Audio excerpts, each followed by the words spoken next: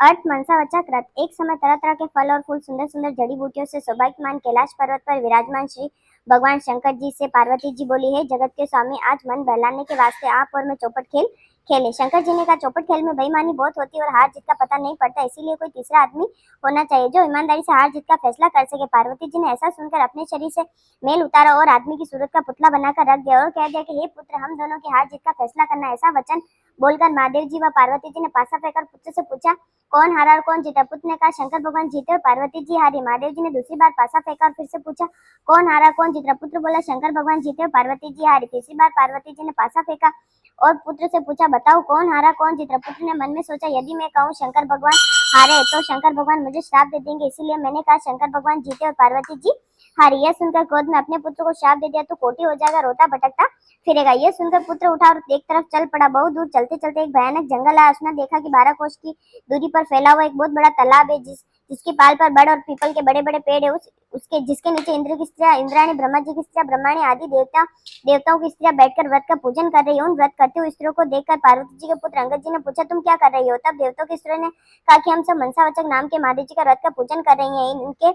इसके करने से क्या फल मिलता है? तब देवताओं की स्त्रियों ने कहा कि इस व्रत के करने से मन की सभी इच्छाएं पूर्ण होती है। अंगद जी ने कहा कि इस व्रत को मैं भी करूंगा।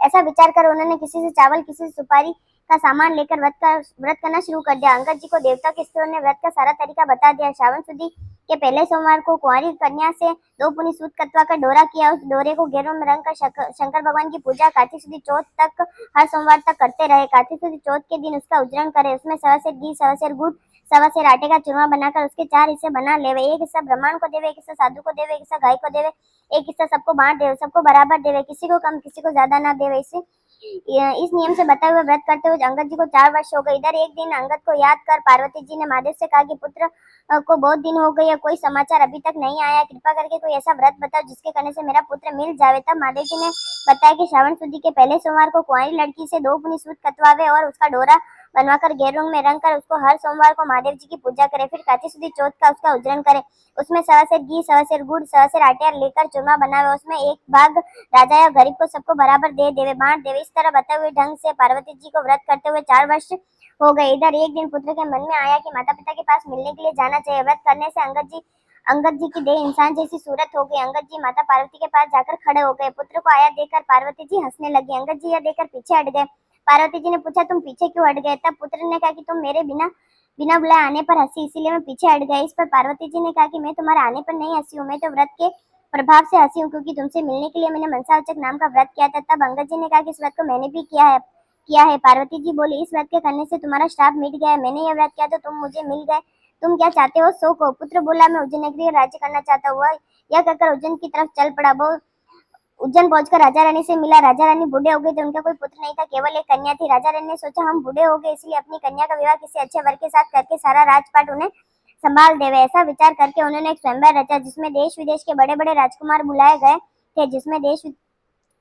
एक स्वयंवर में हथनी को सजाकर राजा स्वयंवर राजा जिसमें देश विदेश बड़े बड़े राजकुमार बुलाए गए थे। स्वयंवर में एक हथनी को सजाकर राजा ने हथनी से हाथ जोड़कर कहा कि हे हथनी देवी, इन सब में जो राज्य करने का अधिकारी है वो कन्या के लिए श्रेष्ठ वर, उसी के गले में माला डाल देना। यह कहकर हथनी की सूंड में माला पकड़ा दी और हथनी ने चारों तरफ देखभाल कर पार्वती जी के पुत्र अंगद जी के गले में माला डाल दी। तब सबने कहा कि हथनी चुप गई है। फिर से हथनी को श्रृंगार कराया और हाथ जोड़कर कहा, जो राज्य भोगने का अधिकारी है वो राजकुमारी अच्छा वर, उसी के गले में माला डाल देना। यह कहकर हथनी की सूंड में माला पकड़ा दी और अंगद जी को पहले ही वहां से निकाल दिया गया था। हथनी ने घूम फिर कर बाहर निकल गई और अंगद जी के गले में माला डाल दी। तब सब लोगों ने कहा कि हथनी ने हट कर लिया, इसीलिए फिर से उसी के गले में माला डाल दी। ऐसा विचार कर फिर से हथनी को सजाया गया और माला देकर निवेदन किया कि हे गजराज, तू देवता स्वरूप है, सो इस राज्य का मालिक बनकर राज्य भोगने वाला वह राजकुमार लिए श्रेष्ठ वर, उसी गले में माला डाल देना। अंगद जी को पहले ही वहां से मार पीट कर बाहर निकाल दिया गया। हथनी घूम फिर कर बाहर निकल गई और फिर से अंगद जी के गले में माला डाल दी। तब राजा ने नगर के सेठ को बुलाकर हुक्म दिया कि अंगद जी को अपने घर ले जाए और बारात बनाकर ले आए। सेठ अंगद जी को अपने घर ले गया, वहां से बारात बनाकर राजा के यहाँ ले आया। राजा ने पंडित को बुलाकर मंडप की रचना करवाई और अपनी कन्या के साथ अंगद जी का विवाह कर दिया। सारा राजपाट उन्हें संभाल दिया। अपने खर्च के लिए केवल 4 गांव रख लिए। राजकुमारी ने कहा, आपका नाम क्या है, आपकी जाति क्या है?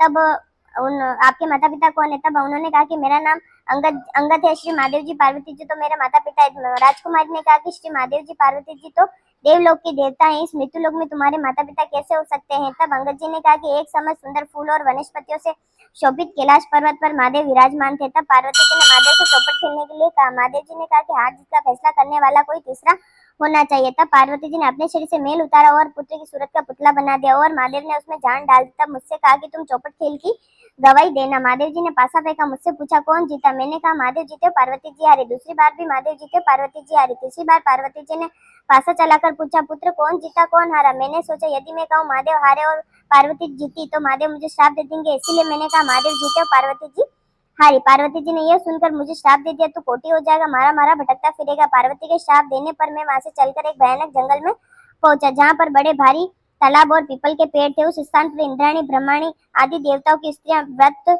कर रही थी। उन व्रत करने देखकर मैंने उनसे पूछा ऐसा करने से क्या होता है। तब उन्होंने व्रत का प्रभाव और करने की विधि बताई। तब मैंने किसी से सुपारी, किसी से चावल मांगकर व्रत करना शुरू कर दिया। श्रावण शुद्धि के पहले सोमवार के दिन कुंवारी कन्या से 2.5 पुनी सूत कतवा का डोरा किया।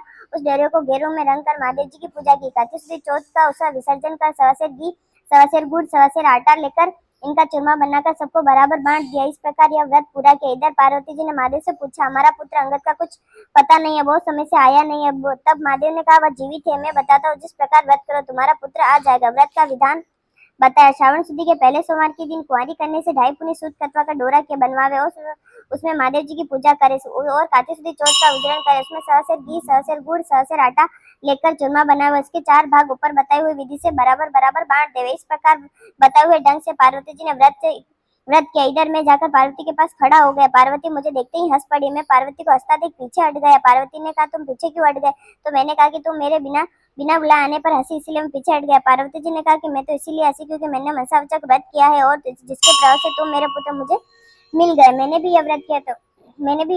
पार्वती जी ने कहा कि इस व्रत के करने पार्वती जी ने कहा कि तुम्हारे मन में क्या है सो को। मैंने कहा कि उज्जैन की राजकुमारी उज्जैन का राज्य मुझे मिल जाता। पार्वती जी ने कहा कि तुम्हारे मन की इच्छा अवश्य पूर्ण होगी, अब मुझे उज्जैन के राज्य भी मिल गया। अंगद जी ने अपनी विवाहित राजकुमारी से पूछा तुम्हारे मन में क्या है सो कहो। राजकुमारी ने कहा कि हमारे बिना गर्भवास के पुत्र होना चाहिए। तब अंगद जी ने कहा कि तुम्हारे बिना गर्भवास के पुत्र उत्पन्न होगा। मनसावाचक व्रत ऊपर बताए ढंग से करना। यह सुनकर अंगद जी वहां से चले गए।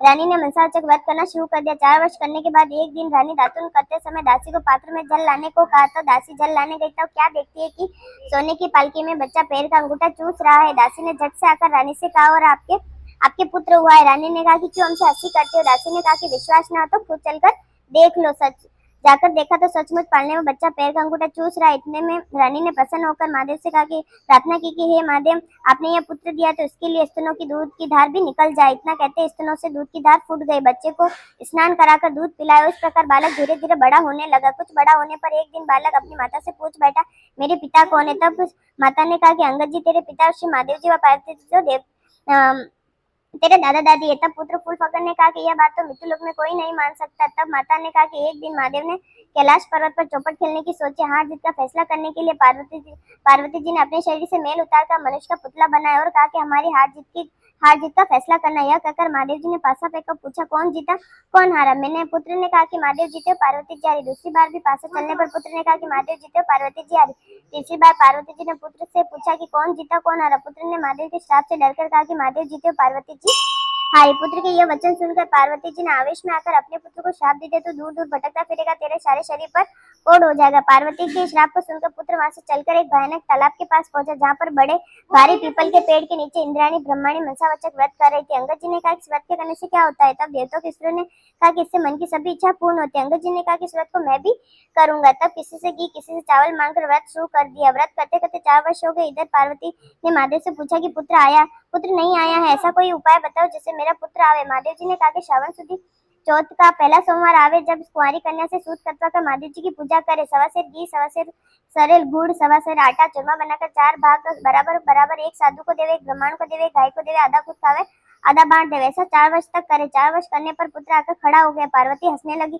तब अंगद जी पीछे हट गए। तुम पीछे क्यों हट गए। तब अंगद जी ने कहा कि तुम हंसी इसलिए मैं पीछे हट गया। पार्वती जी ने कहा कि मैं तो व्रत के प्रभाव से हंसी हूँ। तब पुत्र ने पूछा कि तुमने कौन सा व्रत किया है। तो पार्वती जी ने कहा कि मैंने मनसावाचक व्रत किया। पार्वती जी ने कहा कि इस व्रत के करने से प्रभाव से तुम्हारा श्राप मिट गया है। तुम्हारे मन में क्या है सो को। पुत्र ने कहा उज्जैन का राज्य चाहता हूँ। तब माता बोली उज्जैन का राज्य तुझे मिल जाएगा। तेरे पिता के बताए हुए ढंग से मैंने मनसावाचक व्रत किया तो तुम मेरे बिना गर्भवास के पुत्र उत्पन्न हुए। इस तरह अंगद जी तेरे पिता और महादेव जी तेरे दादा है। तब माता ने कहा, पुत्र तुम्हारी क्या इच्छा है सो को। पुत्र ने कहा कि हमारे यहाँ इंद्रलोक से मेहमान आए जिसमें कन्या हो, उसी के साथ मेरा विवाह हो। माता ने कहा, तेरी इच्छा पूर्ण होगी। तब पुत्र ने भी व्रत करना शुरू कर दिया।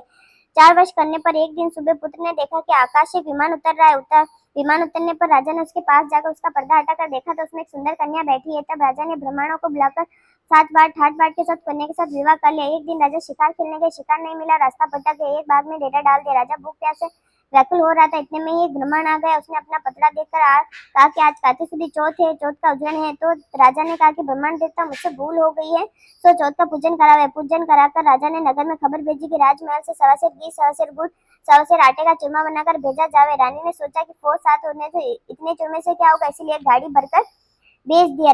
राजा ने सोचा कि मेरे लिए तो ये काफी है, किंतु फौज के लिए थोड़ा होगा। इतने में महादेव ने गुस्से में आकर राजा को सपने में कहा कि तुम अपनी रानी को घर से निकाल दो, नहीं तो मैं तुम्हारा राज्य नष्ट कर दूंगा। तब राजा ने खुद महल में जाकर अपनी रानी को डांट पकड़कर राज्य से निकाल दिया और रानी महल से निकलकर जाने लगी तो रास्ते में उसे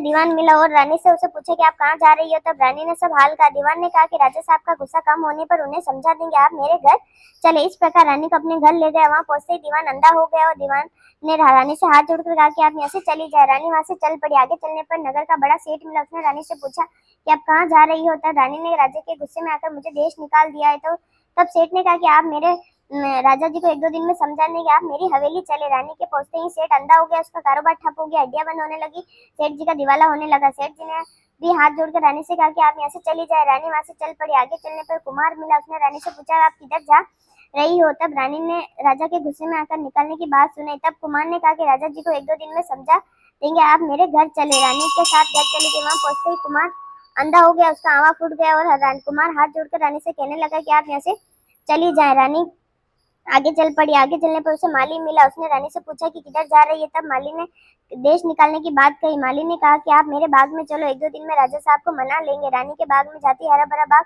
जलकर कोयले के समान हो गया। माली भी अंधा हो गया। तब माली ने हाथ जोड़कर कहने लगा कि आप ऐसे चली जाए। रानी सोचने लगी कि मैंने ऐसा कौन सा पाप किया जिसके कारण मैं जहाँ भी जाती हूँ अनर्थ हो जाता है, इस जीवन से अच्छा तो मरना ही अच्छा होगा। यह सोचकर आगे चल पड़ी। आगे चलने पर 2 रास्ते थे, जो एक 6 महीने का था, एक 3 दिन का रास्ता था। रानी 3 दिन के रास्ते पर चल पड़ी। आगे चलने पर शिपा नाम की नदी है। रानी ने सोचा कि इसमें डूब मर जाना ही अच्छा होगा, तो ऐसा विचार कर नदी में कूद गई। इतने में नदी का सारा पानी सूख गया। आगे चलने पर एक भारी पर्वत आया और रानी पर्वत पर चढ़कर गिरने लगी तो पर्वत जमीन के बराबर हो गया। फिर आगे चलने लगी तो एक जंगली शेर मिला। आगे सोचा कि यदि मैं इसे छेड़ूंगी तो मुझे अवश्य खा जाएगा। ये सोचकर हाथ फेरा तो वह पत्थर का हो गया। फिर आगे चलने पर अजगर मिला। उसने सोचा कि मैं इसे छेड़ूंगी तो मुझे जरूर खा जाएगा। ये सोचकर अजगर को छेड़ा तो वह रस्सी बन गया। फिर आगे चलते चलते एक भारी पीपल का पेड़ आया।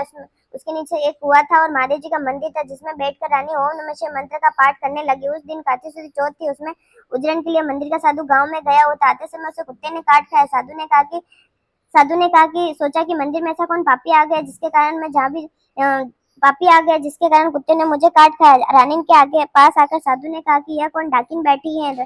तब रानी ने कहा कि मैं कोई डाकन नहीं, मैं एक दुखी स्त्री हूँ। यदि आप मुझे अपनी धर्म की बेटी बनाओ तो मैं सारा हाल आपको बताऊं। तब साधु ने कहा कि तुम मेरी धर्म की बेटी हो, सो सारा हाल कहो। तब रानी ने सारी बात बता दी। साधु ने कहा कि तुम आज कार्तिक शुद्ध चौथ का उजड़न है, सो राजा को अधिक और गरीब को कम नहीं देना चाहिए, इसीलिए एक शेर लड्डू बनाए जाते हैं। रानी ने विचार किया कि मैंने राजा के कहने पर चूरमा अधिक भेज दिया था, इसीलिए मुझे दुख मिल रहा है।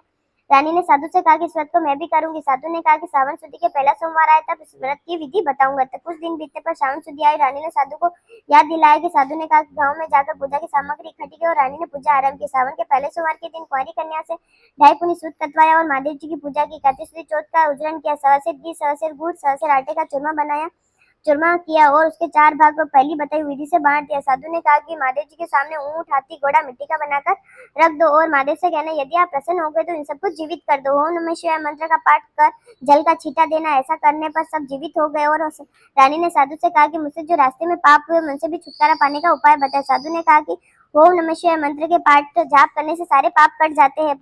रानी परिक्रमा कर वहां से चल पड़ी। सबसे पहले जो सप्र रस्सी का बन गया तो उसके पास गई और ओम नमः शिवाय मंत्र का जाप करके बोली, जो सप्र चौगुना शरीर वाला हो जाए। सो कहते ही सप्र चौगुना शरीर वाला हो गया। फिर सिंह मिला। वहां भी ओम नमः शिवाय मंत्र का जाप कर सिंह पत्थर का हो गया था, वह जीवित होकर चौगुना शरीर वाला बन जाए। ऐसा कहते ही गरजता हुआ खड़ा हो गया और जंगल में भाग गया। फिर आगे चलकर पर्वत के सामने गई। ओम नमः शिवाय मंत्र का जाप कर बोली कि पर्वत भी पहले जैसा चौगना होकर खड़ा हो जाए। यह कहते ही पर्वत पहले जैसा चौगना होकर खड़ा हो गया। आगे चलने पर, मंत्र का जाप करने पर नदी भी चौगनी होकर बहने लगी। माली का बाग हरा भरा हो गया, उसके अंधापन जाता रहा। सेठ जी के यहाँ जाने पर उसकी हड्डियां भी चलने लगी और उसकी आंखों से दिखाई देने लगा। लक्ष्मी जी का भंडार भर गया। सेठ हाथ जोड़कर कहने लगा कि आपके पधारने से हमारे यहाँ लक्ष्मी की वर्षा हुई और ठाट बाट हो गए। सो इसी खुशी में सारे नगर वालों को भोजन कराना चाहता हूँ। सारे नगर में ढिंडोरा करवा दिया कि जिस किसी चूल्हे में धुआं निकले उसे जिस किसी निकल ना पाए जिस किसी चूल्हे में धुआं निकले उसे 11 रुपए दंड होगा। सारे गांव के लोग भोजन कर करके जाने लगे। यह खबर दरबार में पहुंची कि आज काते सुदी चौथ है, सो कोई भूखा पैसा मिले उसे भोजन के लिए भेज दे। सारे शहर में ढूंढने पर कोई भूखा पैसा स्त्री पुरुष नहीं मिला। एक धोबी से पता पड़ा कि अंधी बहरी बुढ़िया है जिसके संपूर्ण शरीर पर कोढ़ हो रहा है। बुढ़िया को लाकर स्नान कराने लगे। स्नान कराते बुढ़िया का कोढ़ जलने लगा। बुढ़िया को रानी के पास ले जाने पर रानी ने उसे सारी कथा सुन लेने पर स्वर्ग से एक विमान आया और डोकरी सदैव बैकुंठ होकर चली गई। इस प्रकार शंकर भगवान के दर्शन, अर्चना, पूजन भक्ति भाव से करने पर हर एक मनोकामना पूरी होती है। भगवान शंकर की जो नर नारी श्रावण, कार्तिक, माघ महीने में श्रद्धा भाव से पूजा करता है वह सुंदर सुंदर भोगों को भोगने के बाद संसार के बंधनों से मुक्ति प्राप्त होता है। अतः शंकर भगवान की नीति पूजा गृहस्थी अपना जन्म सफल करे। जय भोलेनाथ। मनसा जय।